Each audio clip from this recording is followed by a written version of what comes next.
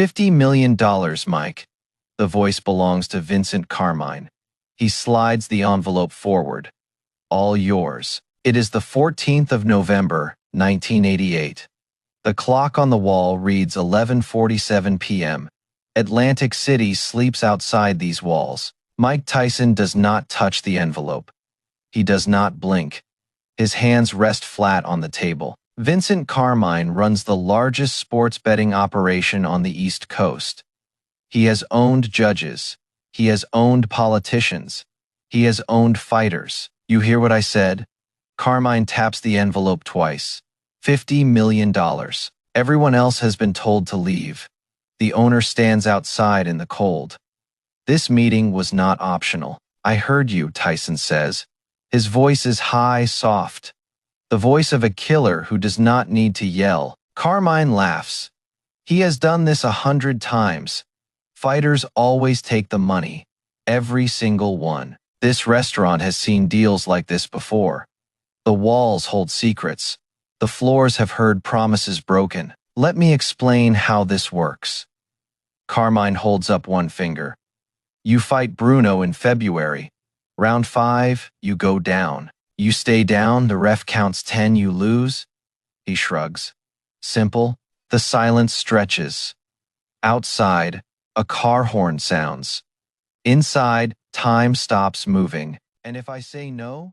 Tyson asks. Nobody says no to Vincent Carmine. Not in this city. Not in any city. Then we have a problem. Carmine leans forward. And I don't like problems. Tyson stands. He is 22 years old. He is the undisputed heavyweight champion of the world. He has knocked out 35 men. You want to know something about me? Tyson's voice stays soft. Something people forget? 2 men step forward from the darkness. Carmine's protection. They have guns. They have orders. Tyson does not flinch. He has faced worse. He has faced the streets of Brownsville. He has faced hunger. He has faced death. I made a promise to a dead man. Tyson's voice drops lower. And that promise is worth more than $50 million. What dead man? Carmine asks. What are you talking about? To understand what happens next, we must go back. Back 7 years. Back to the winter of 1981. Catskill, New York, population 4,000. A town nobody talks about. A town where legends are made. This is where Mike Tyson became Mike Tyson. Not in a ring in a converted barn above a police station. He is 14 years old. He weighs 190 pounds. He has been arrested 38 times. He trusts no one. He has never had a reason to trust anyone. The world has only taken from him. Then he meets Cus D'Amato, 73 years old, former trainer of champions, a man who sees what others cannot see. QS looks at this broken child from Brownsville. He sees the anger. He sees the pain. He sees something else. You know what I see when I look at you? Cus asks. His voice is gravel and honey. I don't care what you see, old man. Young Mike's voice cracks. He is scared and trying to hide it. I see the heavyweight champion of the world. Cus says it like a fact, like the weather, like the sunrise. No one has ever said anything like this to Mike Tyson. Not his mother, not his teachers, not the judges who sent him away. You are crazy, young Mike says. But he does not leave. He stays, he listens. Maybe, Cus smiles. But I've been crazy before. I was crazy when I trained Floyd Patterson. I was crazy when I trained Jose Torres. They both became champions. This is the moment. The fork in the road. One path leads to prison. One path leads to history. He takes the hand. He does not know it yet, but he has just found a father. The next 4 years, QS D'Amato rebuilds Mike Tyson from the ground up. Not just his body, his mind, his soul. Every morning at 5 a.m., running in the dark, then the bag, then the mitts, then the sparring. Move your head. Slip the jab counter. Cus never stops teaching. He never stops believing. The power is always there, born in the streets, forged in pain. But Cuss teaches him control. He teaches him technique. The real training happens after the workouts. The conversations, the philosophy, the lessons about life. Fear is like fire, Cuss says. It can cook your food, or it can burn your house down, you choose. I am not afraid of anything, young Mike says. It is a lie. They both know it. Everyone is afraid. The hero and the coward feel the same fear. The difference is what they do with it. Night after night, these conversations continue. QS is not just training a fighter, he is raising a son. In 1984, QS D'Amato legally adopts Mike Tyson. The boy from Brownsville finally has a family. I will never let you down, Mike promises. His voice breaks. I will make you proud. I know you will. Cuss grips his shoulders. But I need you to promise me something. Anything. Mike means it. He would die for this man. Promise me you will never sell your soul. Never. No matter how much they offer, no matter who asks. People will come to you with money, with power, with threats. They will try to own you. They will try to control you. The mob has been in boxing for 50 years. They destroyed fighters. They stole careers. They killed dreams. I fought them my whole life. They came after Patterson. They came after Torres. They will come after you. Promise me when they come. You say no. You always say no. Your soul is not for sale. I promise. The words are simple. The wait is infinite. 1 year later, the 4th of November, 1985, Mike Tyson is 19 years old. He has won 11 professional fights, all by knockout. Cuss D'Amato is dying. Pneumonia. His 77-year-old body cannot fight anymore. Mike has not left the room in 3 days. He has not eaten. He has not slept. His father is leaving him. You are going to be champion. Cuss's voice is a whisper. Each word costs him. Don't talk. Save your strength. Mike's voice cracks. You'll be at my first title fight you promised. I won't be there, but I'll see it from somewhere. I'll see everything you do. Remember your promise when they come for you, and they will come. Say no. I remember. Mike squeezes back. I will never forget. I will never sell my soul. At 4:17 a.m. on the 4th of November, 1985, QS D'Amato takes his final breath. Mike Tyson is alone again. He buries his father on a hillside overlooking the town. The headstone says, "A man is not a man without honor." Something changes in Mike Tyson that day. The softness leaves. The mercy leaves. What remains is purpose. 1 year later, the 22nd of November 1986, Las Vegas. Mike Tyson fights Trevor Berbick for the WBC heavyweight title. He is 20 years old. He has won 27 fights, 25 by knockout. He has never gone past 8 rounds. Berbick is 33. He has fought everyone. He beat Muhammad Ali. He does not fear this child. Bell rings. Tyson crosses the ring in 3 steps. He throws a left hook to the body. Berbick gasps. The sound is like a baseball bat hitting a side of beef. The crowd goes silent. They have never heard anything like it. Second round. Another left hook. Berbick goes down, gets up, goes down again, gets up again. He tries to stand. His legs do not work. His brain cannot find his body. The referee waves his arms. Mike Tyson is the youngest heavyweight champion in boxing history. 20 years, 4 months, 22 days old. I did it, Cuss. He whispers to the lights, to the heaven he hopes exists. I kept my promise. The world explodes around him. He is famous now. He is rich now. He is everything Cuss said he would be. Over the next 2 years, Mike Tyson becomes the most famous athlete on earth. He unifies all 3 heavyweight titles. He knocks out Michael Spinks in 91 seconds. He knocks out Larry Holmes in 4 rounds. No one can touch him. He makes $30 million, then 40 million, then more. Everyone wants a piece of Mike Tyson, and that is when they come. Just like Cuss said they would. The men with no souls. The men who buy souls. Vincent Carmine has watched Mike Tyson for 3 years. He has done the math. He has made his plans. The kid is worth $500 million in bets alone. Carmine speaks to men across the country. If we own him, we own boxing. Carmine has fixed fights before. Dozens of them. Hundreds. Boxing has been his personal casino for 30 years. Every fighter has a price. Some want cash. Some want protection. Some want their families kept safe from accidents. Tyson is different, one lieutenant warns.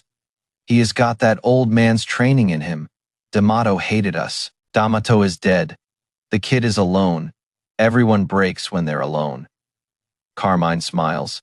Everyone has a price. The first approach is subtle. A businessman, a proposition, a meeting to discuss opportunities. Tyson does not take the meeting. He remembers what Cuss said. He knows what opportunities mean. He said no.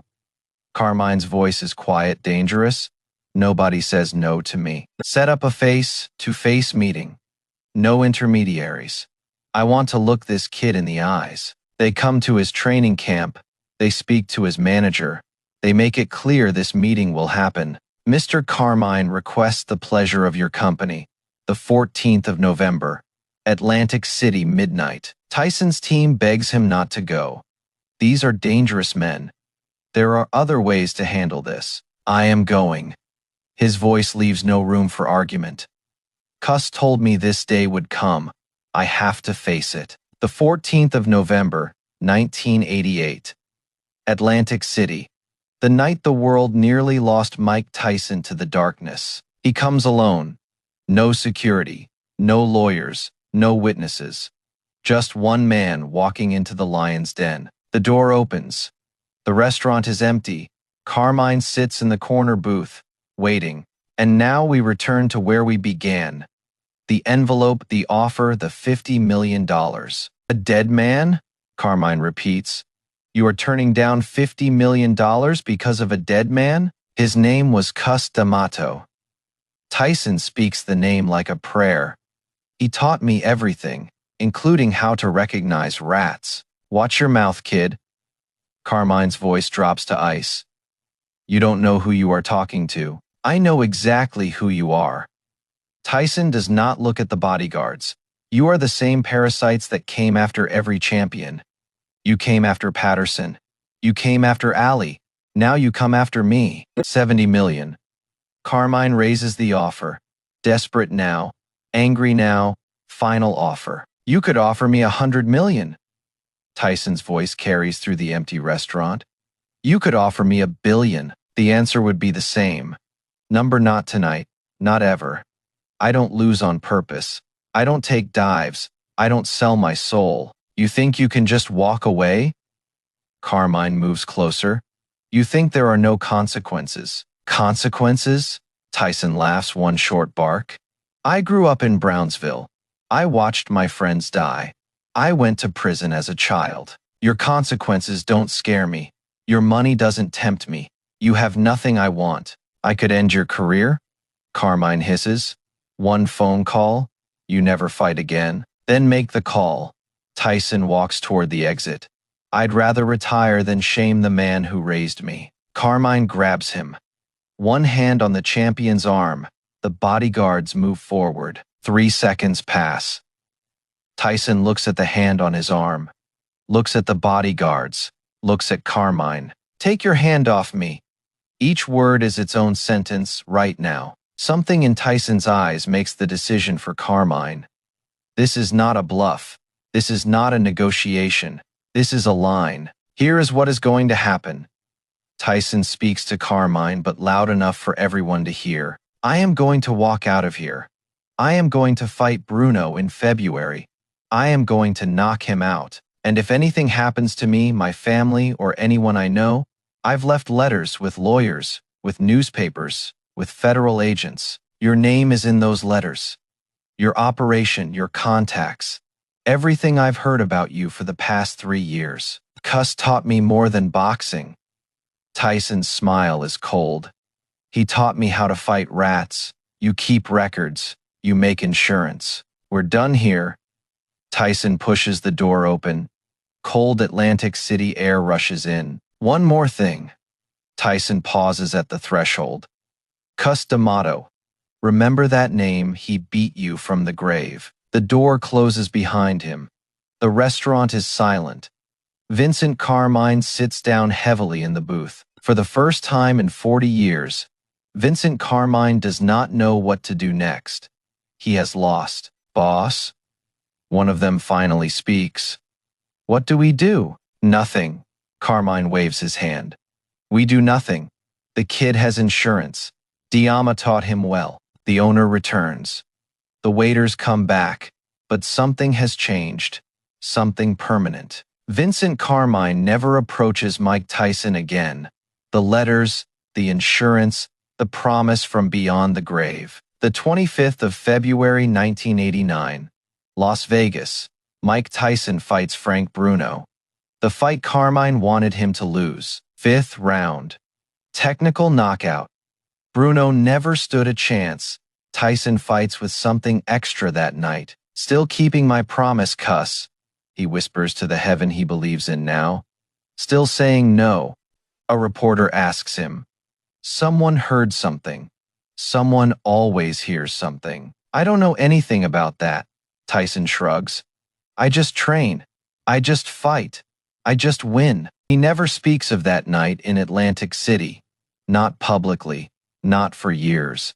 Some battles are won in silence. Decades later, a different Mike Tyson, older, wiser, finally ready to tell the story. They offered you $50 million to throw a fight?